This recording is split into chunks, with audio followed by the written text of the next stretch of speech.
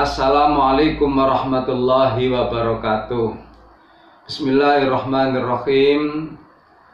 Kurang beberapa hari saja Hari Santri tahun 2020 ini ada di depan mata kita. Jadi tinggal beberapa hari saja kita akan bertemu kembali Hari Santri Nasional atau HSN. Kalau bicara santri, maka kesan dan konotasinya adalah tertuju kepada pemuda Islam. Lah, kalau berbicara pemuda Islam, tertuju kepada pemuda NU, santri itu sendiri, Ansor dan Banser. Mengapa demikian? Karena memang populasi Indonesia ini didominasi oleh orang Islam, dan orang Islam didominasi oleh kalangan Nahdliyin, pemuda NU. Sehingga ketika kita bicara santri, maka kita konotasinya kita lari kepada sosok pemuda NU itu sendiri. Nah, dalam kesempatan yang baik ini ada 3 hal yang harus kita perhatikan, yang harus mendapatkan perhatian khusus. 1, pengaruh santri itu utamanya 3 ini yang harus kita perhatikan dengan serius. 1, eksternal, pengaruh asing.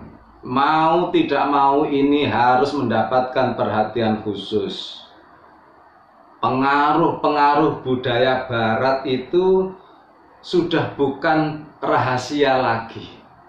Di mana dan kapan saja lewat media sosial kita bisa melihat dan menyaksikan dengan mudahnya.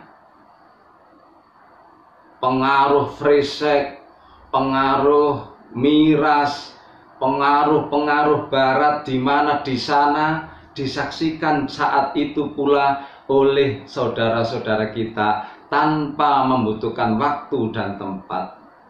Di mana keinginan kita, maka lewat medsos itulah kita bisa menyaksikan free sex, penyalahgunaan narkotik dan lain sebagainya. Ini adalah budaya barat yang tidak bisa dibendung.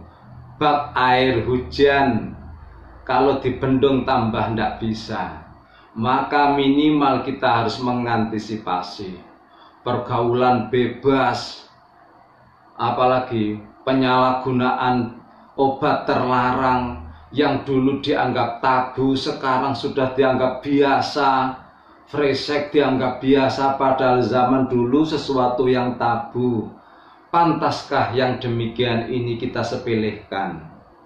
Ini yang pertama. Yang kedua adalah intern kita dari Islam sendiri. Kalau dari budaya asing, ekstern, budaya-budaya barat, itu jelas antara hitam dan putihnya, jelas antara putih dan hitamnya. Tetapi kalau intern ini, Islam dari dalam ini warnanya abu-abu, bukan hitam dan putih, tapi abu-abu. Maksudnya dibutuhkan kecermatan di dalam melihat warna itu. Apa itu yang lebih menonjol saat ini adalah Salafi, istilahnya Wahabi Salafi. Ini adalah pengaruh luar biasa. Yang kedua HTI. 1 apa tadi? Salafi, Wahabi Salafi. Titik fokus ajaran utama Wahabi Salafi adalah memurnikan syariat Islam, sehingga mereka antipati terhadap budaya-budaya yang selama ini kita amalkan. Mereka antipati terhadap Maulud Nabi. Mereka antipati terhadap ziarah kubur, tawasul, antipati terhadap istighosah. Amalan-amalan yang sekarang kita amalkan, mereka antipati dan bahkan mereka menganggap amalan kita ini dosa besar. Sehingga mereka siang dan malam mengampanyekan bahwasanya amalan ini adalah bagian dari amalan syirik, bid'ah, dosa besar. Lah ini kalau ditelan oleh anak-anak muda, ditelan mentah-mentah oleh santri, maka jadi bimbang dan ragu. Lah inilah saya katakan pengaruh dari intern kita sendiri. Mereka antipati terhadap ziarah kubur, istighosah, tawasul, dan lain sebagainya. Maka pantaskah hal ini kita sepelekan? Pantaskah hal ini kita anggap remeh?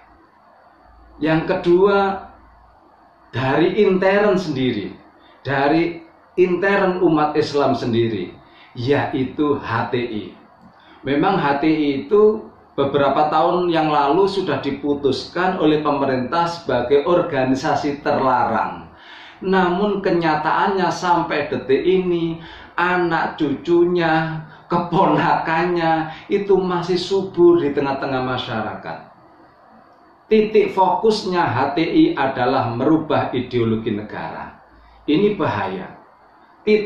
Kalau titik fokusnya Wahabi Salafi, mereka tidak mau mengamalkan selama Kanjeng Nabi tidak mengamalkan. Lah mereka akhirnya menganggap amalan kita adalah amalan bid'ah, syirik, dan lain sebagainya. Tetapi kalau titik fokusnya HTI, bukan itu. Titik fokusnya adalah merubah ideologi negara kita ini menjadi ideologi khilafah. Sehingga mereka menganggap ideologi saat ini, negara saat ini menjadi negara kafir, negara taghut, karena tidak berdasarkan dengan kitab suci Al-Quran. Kata mereka loh ya, kata mereka. Sehingga mereka kesana kemari membawa bendera tauhid. Otomatis masyarakat yang awam terkesima dengan benderanya. Merubah ideologi inilah yang membahayakan santri, membahayakan pemuda Islam bila tidak diantisipasi terlebih dahulu. Maka dalam kesempatan ini garis minimal yang harus kita perhatikan menurut analog kita. Ideologi negara ini adalah hasil racikan, hasil ramuan ulama-ulama terdahulu yang lebih mumpuni daripada sekedar orang yang mengatakan negara kita saat ini dalam keadaan negara kafir. Sekali lagi, justru mereka itu kurang mumpuni. Mengapa demikian? Karena ideologi negara ini hasil racikan ulama-ulama sepuh dulu yang lebih mumpuni daripada mereka yang mengatakan kafir. Maka seperti ini pantaskah kita sepelekan? Pantaskah hal semacam ini kita anggap remeh? Jadi sekali lagi, santri PR yang harus dijawab, satu adalah dari eksternal, dari barat, dari asing yang pengaruhnya sudah kita saksikan bersama. Yang kedua dari intern kita, baik itu Wahabi Salafi yang cenderung memusyrikkan, membid'ahkan amalan kita. Dan yang ketiga adalah HTI yang cenderung merubah, ingin berhasrat untuk merubah ideologi negara kita menjadi ideologi khilafah. PR3 inilah yang harus kita antisipasi. Dengan cara apa? Mau tidak mau, pemuda Islam, santri harus lebih giat di dalam menuntut ilmu, ngaji kepada mereka yang mumpuni, ulama, kiai, agar mereka kuat menghadapi 3 tantangan tersebut. Selamat Hari Santri Nasional tahun 2020. Mudah-mudahan santri Indonesia semakin lama semakin kokoh tak tertandingi, istilahnya semen gersik. Terima kasih. Assalamualaikum warahmatullahi wabarakatuh.